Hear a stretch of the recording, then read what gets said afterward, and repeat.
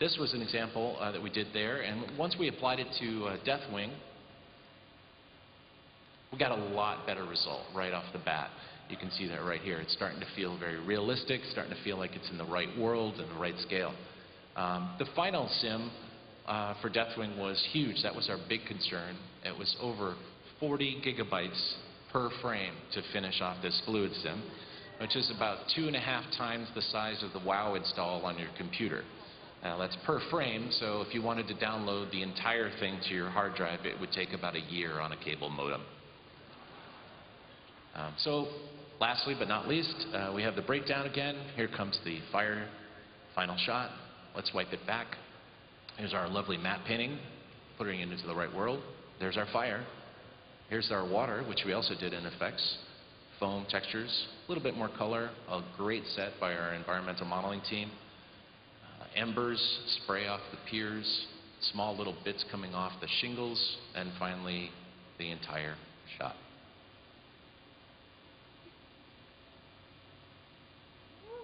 So that's it. Now, I was very happy that Cataclysm, thank you. Thank you.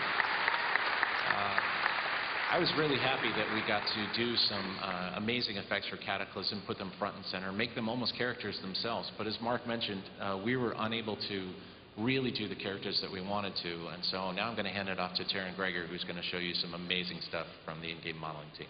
Okay. Thank you, Mike. So we're going to change gears quite a bit here from Deathwing and start looking at the other in-game cinematics that we've been doing for Cataclysm. But before we get right into the meat and potatoes of it, I'm going to give you a little bit of a backstory on WoW in-game.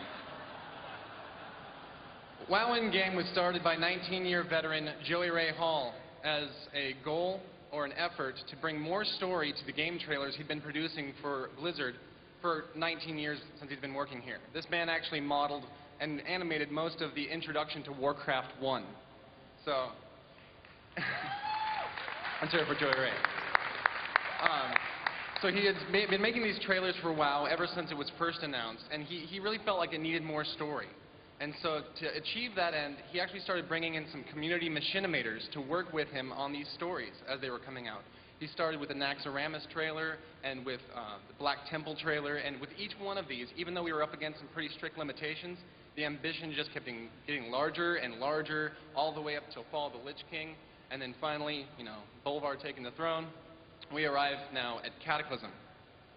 So, as Mark had mentioned, unfortunately, the Goblins and the Worgans did not make it into the pre-render cinematic, and for all that was worth, we were very, very, very happy when the game team came to us and said, we have 2 movies for you to make. One for the Goblins and one for the Worgans to bridge between the level 1 through 5's experience and the level 6 through 10 experience. And some of you who have been playing the beta, you may have already seen the Goblin cutscene. Who's seen the Goblin cutscene? Anyone? All right. So who here would like to see the Worgan cutscene for the first time? All right, it's my pleasure to present to you the world premiere of the Worgan cutscene in Cataclysm.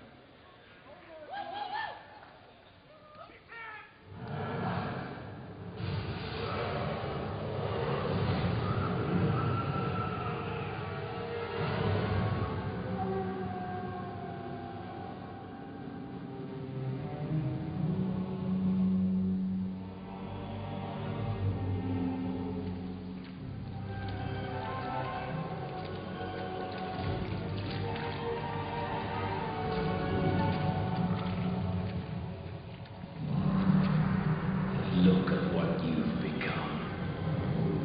Those cursed beasts.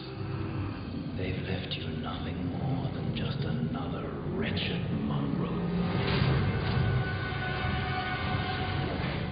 Do you even remember what you did to your friends?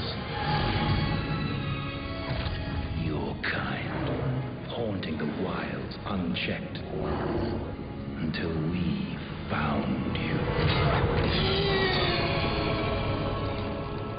They've kept you alive because they still believe you can be saved.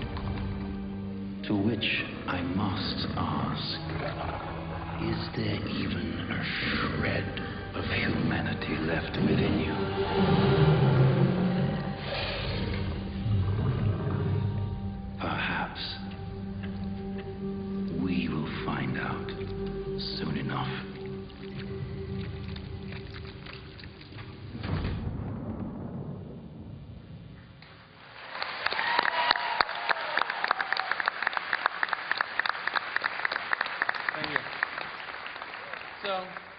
World of Warcraft team had set us up with two incredibly wonderful opportunities to plug into their gameplay experience. So their story was all set and well and good to go. What we really felt a responsibility to do was make sure that each of these movies reflected kind of the whole kit of both the Goblin and the Worgen, which, let's face it, are very, very different kits. So when we looked at the Goblin cutscene, what we really wanted to make sure is that we hit their biggest buttons. So we used as many explosions as we could. We had bickering and indecision, more explosions, panic, mayhem, and more explosions. I think great-grandpa Sapper would be proud. For the Worgen cutscene, taking a huge different direction, we wanted to really capture the vibe. So we had this caged monster, these dark, bold silhouettes that our storyboard team gave us that we just fell in love with. The dark, dreary landscapes of Gilneas, a wonderful backdrop. And then we went to many, many werewolf movie essentials. So when making an in-game cutscene, we're usually working with limited time, and we have to make sure we take as much of advantage of what already exists in World of Warcraft as we can. One example was the character Lord Godfrey, which, if you played the beta, you kind of know what Lord Godfrey is all about. But he was the guy poking the bear in the Worgen cutscene there.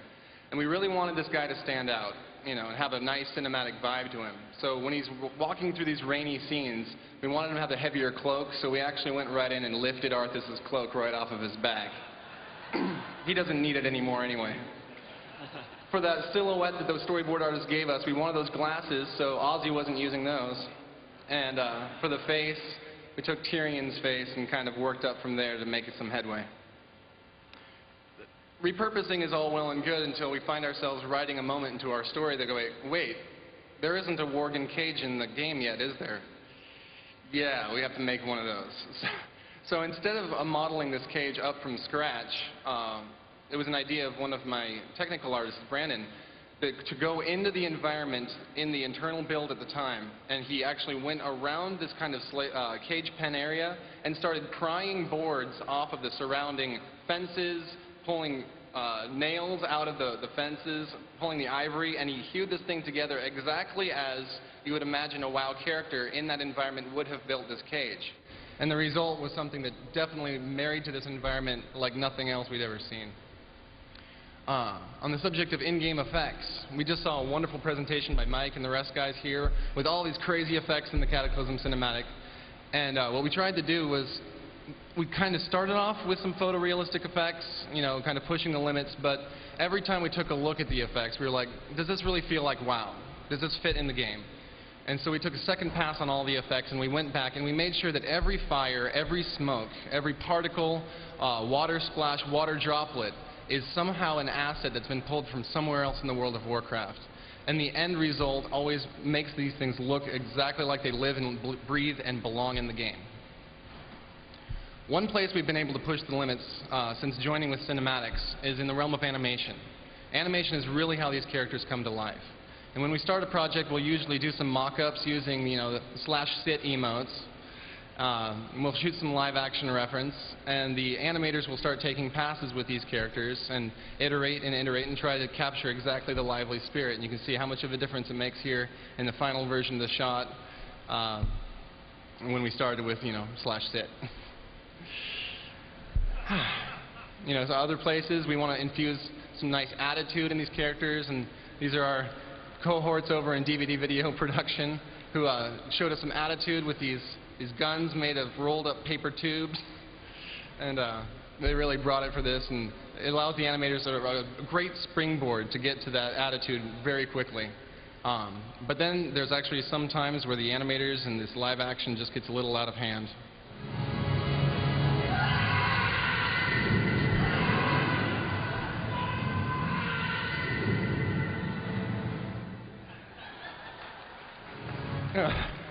The animators really brought it, and then we love what they did on that.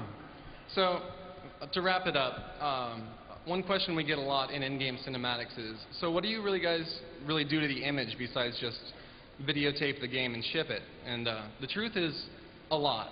we'll usually mock things up early in the process, and between then and final frames when they go out, we're spending a lot of time and a lot of effort dialing in, additional atmosphere, additional lighting, dialing up the effects, and really taking the game we know and love and adding those elements that make it cinematic, that people come and expect from a movie, the bold silhouettes, the vignetting, the lighting, but at no point do we ever want to supersede what WoW has already created.